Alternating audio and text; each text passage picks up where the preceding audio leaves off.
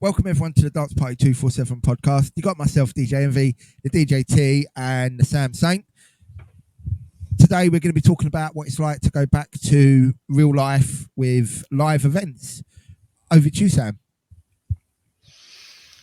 Yeah, no, it's certainly good to be back in clubs. First of all, although personally I feel it's a little bit different to how it used to be. It's just a shame that I think people are still a bit cautious, maybe. So clubs are probably not as full as what they once were, but I think we're getting back to that point where it used to be before, which I think is the main thing to focus on. Yeah, I think people are still a bit not scared, but concerned about going out into mass gatherings. Not so much the younger people, because I don't think they ever really worried about it too much at all. I do think the sort of 25 to sort of 45 range are not going out as much. I mean, the places we've been playing, the crowds have been very young, sort of like 18 to 25. And I just think until everyone's comfortable going out to an enclosed space, I think it's going to stay the same. I don't think it's going to be anytime soon. It's going to be back to what it was. I think it's going to take a long time. I think it's worth taking note as well. I know quite a few people that haven't been going out as much as what they were.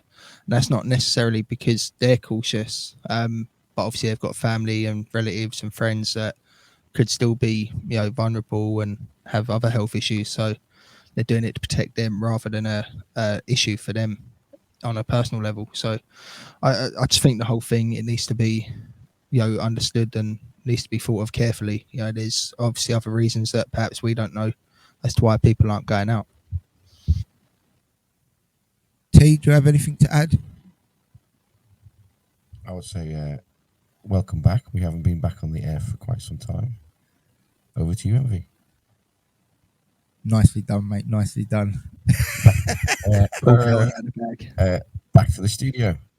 I was right. Let's back and we just in news bulletin. Back to Rotherham. Who, me? Yeah, it would be. All right. Okay. Since we have last done a podcast of note, anyway, we've been back in the real world. The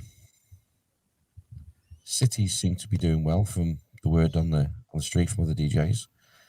Those that are in smaller towns or other areas outside a major urban metropolitan district are kind of struggling a little bit. We found that one of the places that we have been doing fairly regularly the last couple of months is quite diverse in terms of musical taste. It's not quite what we envisaged to be playing there in terms of the music. And we had a good conversation this afternoon with another DJ who mirrors that opinion. Yeah, I would say it's nice to be behind the decks with a crowd again, for sure. A large crowd. We haven't really seen a large crowd yet. It hasn't been one of those nights where it's memorable for the crowd reaction, and it's absolutely packed to the rafters. I think Envy summed up one conversation with the DJ the other day, that sweat dripping off the roof and all that kind of stuff. Those days have not returned, but it's nice to be able to be appreciated again and with some real people. I've seen people without masks. We're in a whole new world this side of DJing, being double jabbed and all that kind of stuff. I know there's a lot of transmission of corona around still, but we're back in the real world and back doing what we all want to do. So I'm happy to be back and want to stay back. I think in regards to staying back, myself and T was reading an article the other day. There's a new variant, and they're saying it's more transmissible. And we were discussing how this is going to affect, obviously, club nights in the future. the near future, that is. We're obviously a little bit concerned that we're going to be told that we can't do it no more, and go on another lockdown. So, do any of you two have any thoughts on what the impact's going to be? Yeah, I mean, I think there's that possibility, and I think there will be, for a long, long time.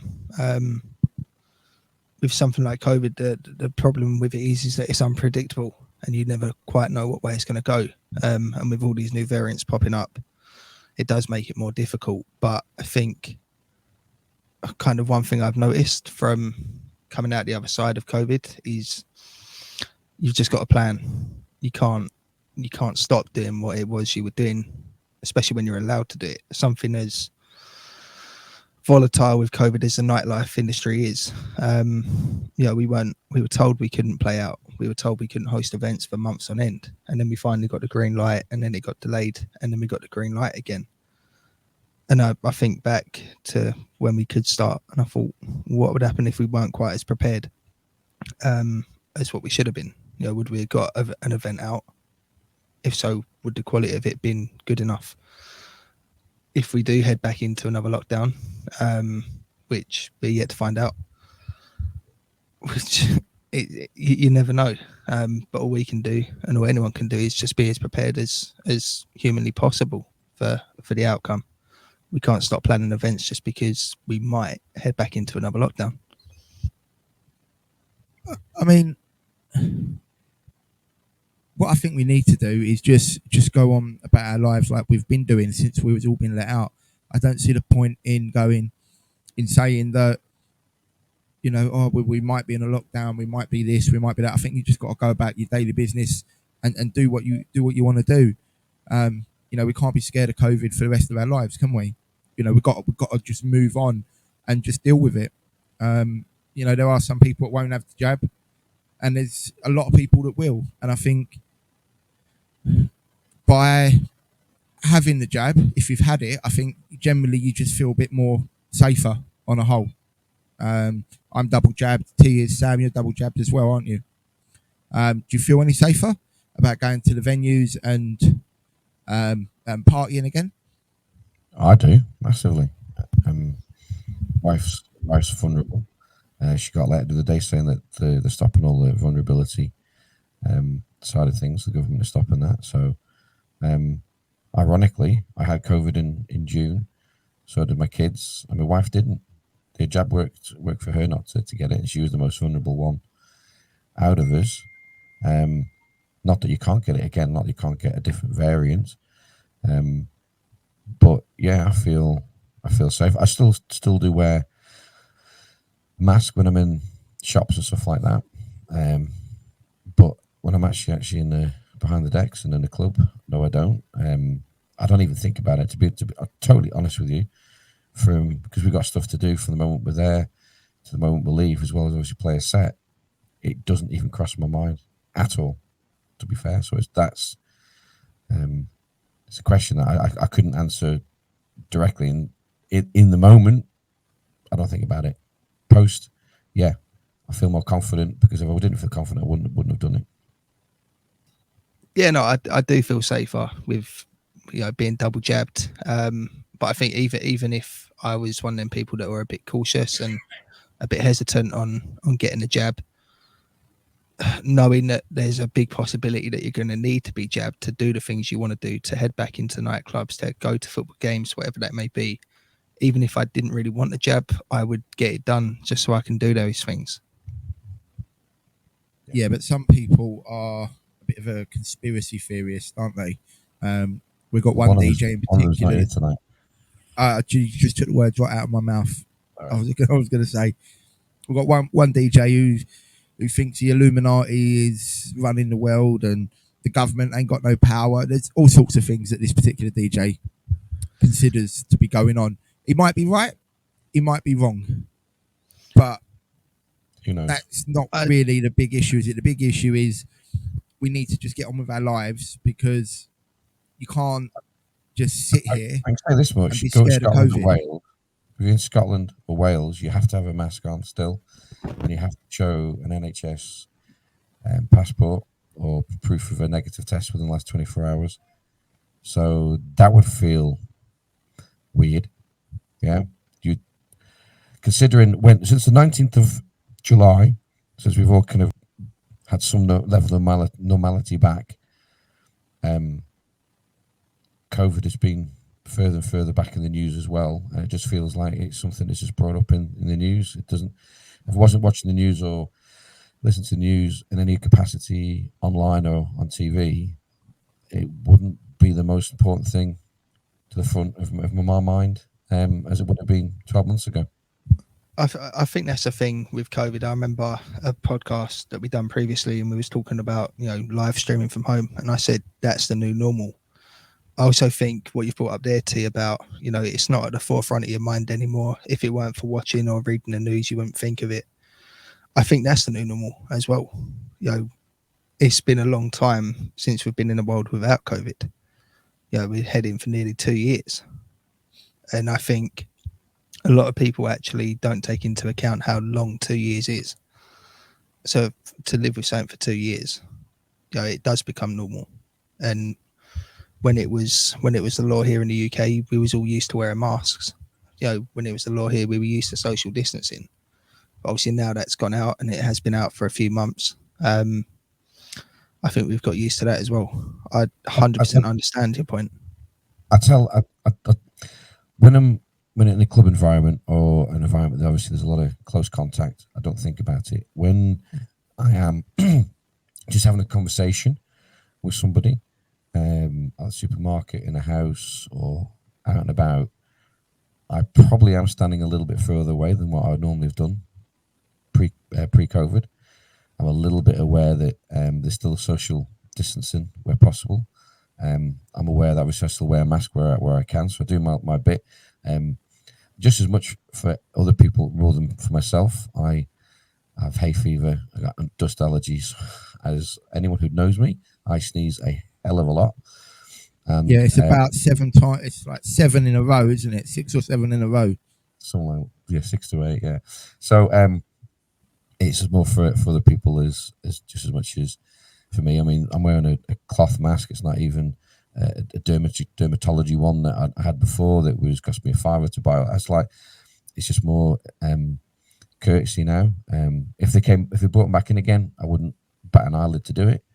I think most people would, but 95, 96%, maybe even a whole lot more. You go in anywhere now in a public environment, you're lucky to see somebody in a mask, to be fair. If you go to a chemist, they're all wearing them. You go to the doctors, they're all wearing them. But outside of that, I don't think anywhere else is pretty much wearing them. Obviously, hospitals will. But on a regular basis, no one else is wearing a mask on a regular basis, to be fair. Yeah, but let's be honest, is a mask needed in a club or a venue where you're going to be drinking constantly? Is it needed? I'll tell you what would make me feel a little better is if you had to prove a negative test before you went in, whether you had a passport or not. Because obviously if people double jabbed, obviously then that'll help you obviously cope with anything that comes your way. But also that you feel a little bit safer that obviously everybody's at least 24 hours negative. I mean, it doesn't mean somebody couldn't have caught it and then into an interim period. Yeah, but you say that, but we know for a fact that these lateral flow tests are not 100%. They're like 60%, if that. Actually, I mean, reading on the news this last week, they're actually more accurate than first thought. More accurate have been. Yeah, they're about 80-90% now. It's just the beginning of the viral load. It's not as accurate, but if you've got it after the first initial 24 hours, it detects you pretty well now. Yeah. There was an article in the Guardian, I believe, don't quote me on that, about this woman's child, and she'd done 12 tests and they all come out different. So she had negative tests in there and positive tests, all taken on the same day.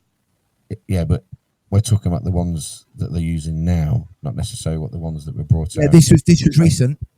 Nothing's 100% in this world. You get double positive, negatives, all this kind of stuff, don't you? I mean, but I'll give you an example.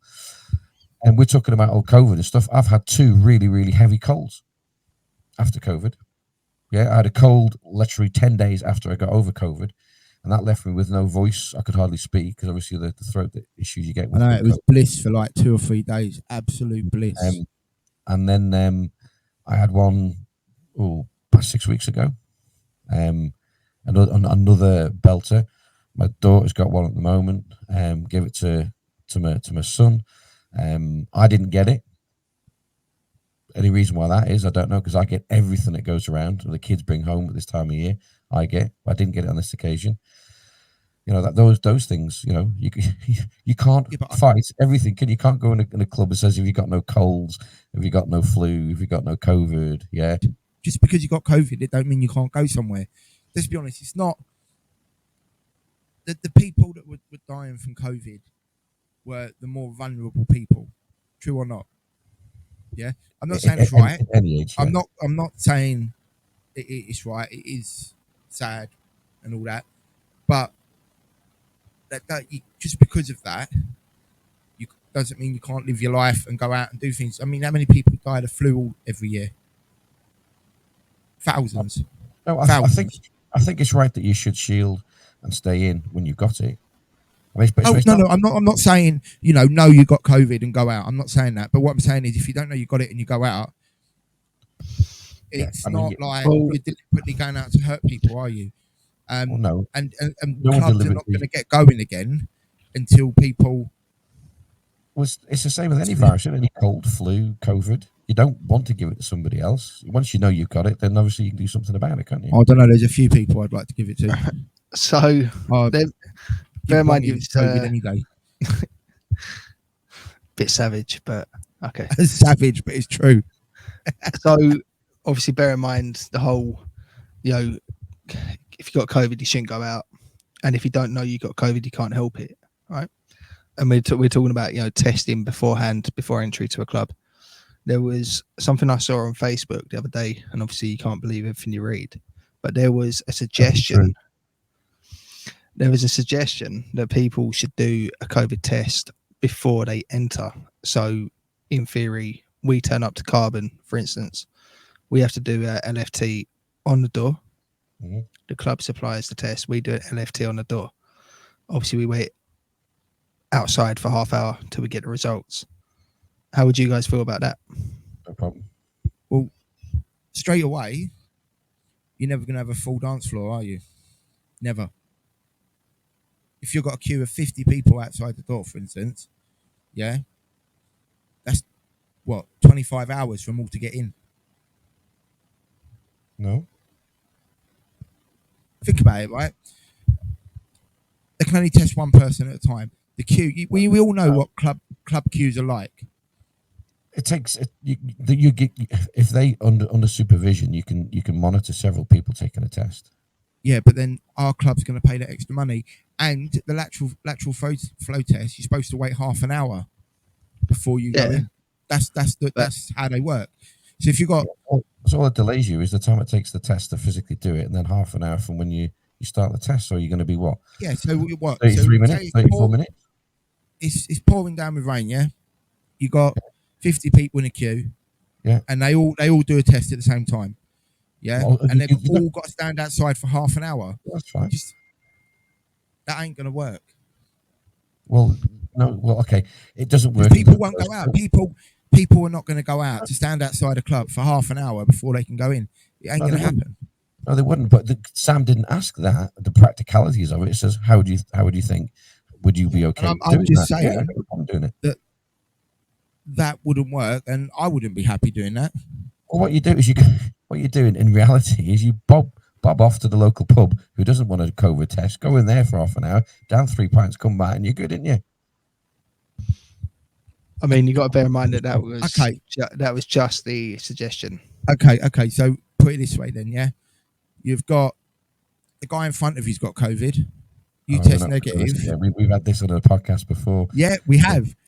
What'd you do? The guy behind you can't go, and then the guy behind and yeah, but then anybody who's in front of them, all you can do is deal with what's in front of you, can't you? You've also got to bear in mind the fact that if me and you, Envy, were to go queuing at Carbon right now, I have COVID and you don't. Just because you're standing next to me for 5 minutes, 10 minutes, whatever, it doesn't mean you're gonna get it straight away. It doesn't mean you get it all. but I there mean, is I there know is I've the been in incubation contact with period. people with COVID. I know I have, but I've never had it.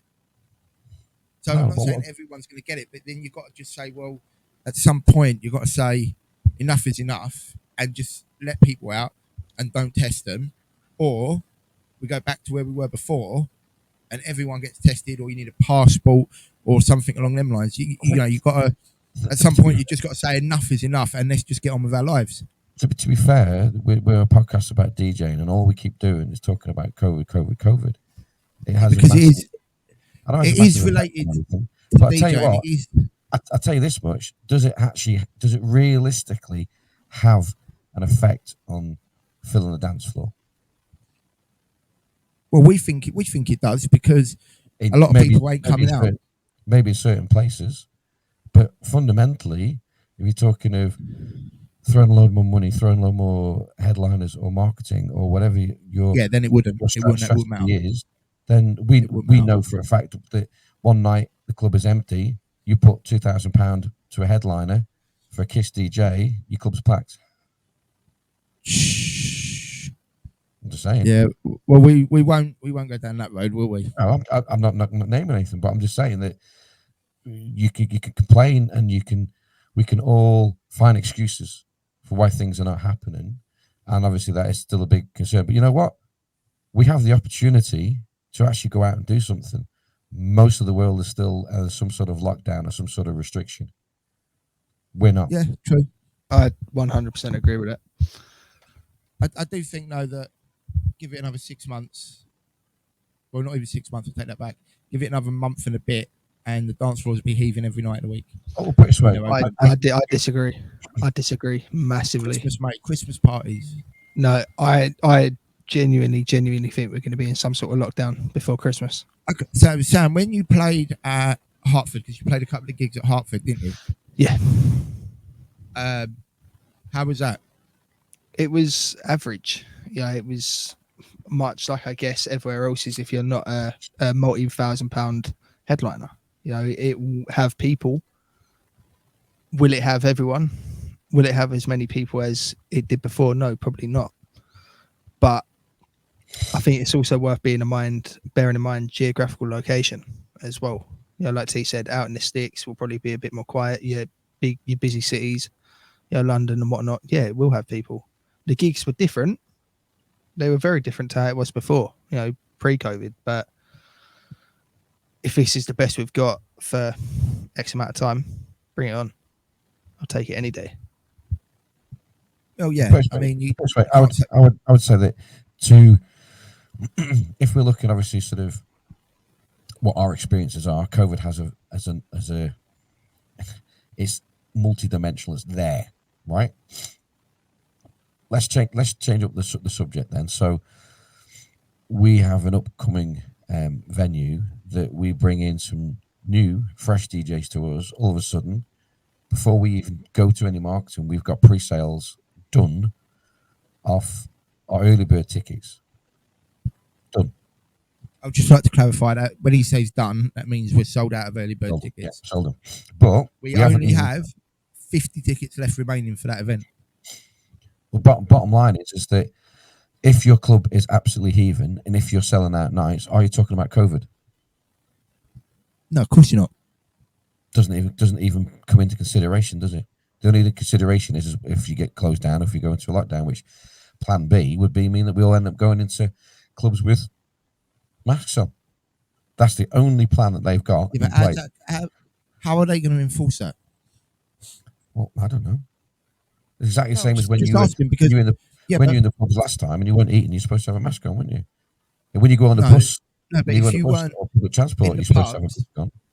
You had to walk into the pub with a mask on. Once you sat down, you can take it off. That's what I'm saying. That was the rules.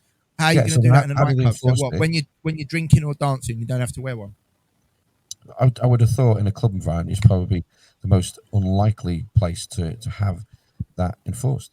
To be fair, it would be more enforced if you're on a bus. The bus driver will, enforce it, or won't let you on the bus, for example. Yeah, or kick you off the bus if you take it off. But a certain environment's going to be easier than others. A club with people who are not fully with their senses, But they're not going to do it. I think looking back now, this is why clubs and that kind of industry was the last to open in the first lockdown, was because it's the hardest place to enforce masks and social distancing. Well, Scotland thinks it can, and Wales thinks it can because they're doing it. Yeah, but then we can't comment on that because we haven't done a we're gig not or been to a show in Scotland. Exactly, but they believe, authorities believe that it can be done, and if it needs to be, then obviously we end up that way. But choice: do you want to close down, lose all your nights for the next 3 or 4 months, or have your nights and wear masks? Yeah, no, you take the nights any day of the week, especially after the beating that clubs and event companies took in the first lockdown with no help from the government. It's probably best I don't say too much on that subject because I feel strongly about it. But yeah, you take masks any day of the week. If it meant you kept your business open, your livelihood, and us as DJs could go to gigs and play out. I think that's what the government want, isn't it? They understand the hurt financially and mentally as well. Obviously, the people that suffered mentally and domestic abuse and all that kind of stuff's gone up as well, hasn't it? So, I'm glad I don't make the decisions. We'll just have to follow. Give the opportunity. We'll put some events on. If it's not, I said half jokingly to Envy that if they close it for January, that would be good for us because we don't put any events on in the quietest month of the year. It does us a favour. Yeah, it ain't going to make no difference to us, is it? Not really. Well, Matt actually help us save some money, not lose money. I mean, the only thing I would worry about that is if they did hypothetically close it off in January, how long is it going to stay closed for? Well, that's it. It's the question of the unknown, isn't it? It's like, how can you plan for something in February that might not happen until March, April, and May? Well, look, I think the biggest thing that we have to worry about is just continuing to be DJing. I got mental health problems, and it does help because it gives me something to focus on every day.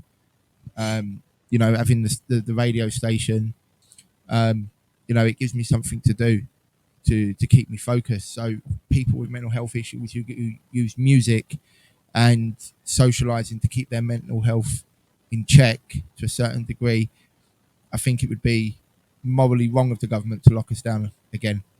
I do. I think if you've got people who are a bit unstable, who struggle with their mental health every day, to lock them down for a third time, which it would be the third time, wouldn't it? You're going to end up with people seriously losing it because it's not right, not being able to see family. You've got all the old people still who, live on their own. They couldn't see their family. You've got people in care homes, and everyone suffers from mental health. I don't care if you think you don't, you do to a certain degree. Obviously, some people suffer worse. And if it weren't for music through lockdown and DJing on the radio, I don't know where I would have been, to be fair. Obviously, my wife is a great help as well because I'm getting evils right now. I can see she's burning a hole straight through my head and she ain't even looking at me yet. But yeah, music is a great help. It's a good way to express yourself without causing no harm to yourself or anyone else. Before we carry on, it end up looking like that. Which way am I going? Other way, mate. Other way. That's it. I sincerely hope you're pointing to who I think you're pointing at. No, I'm pointing to the west. Oh, just for that clarity, I won't mind looking like you, Sam. It'd be all right. Just for clarity, I am going to be dressed as the Joker for Halloween. I think that expresses my personality and my mental state very well.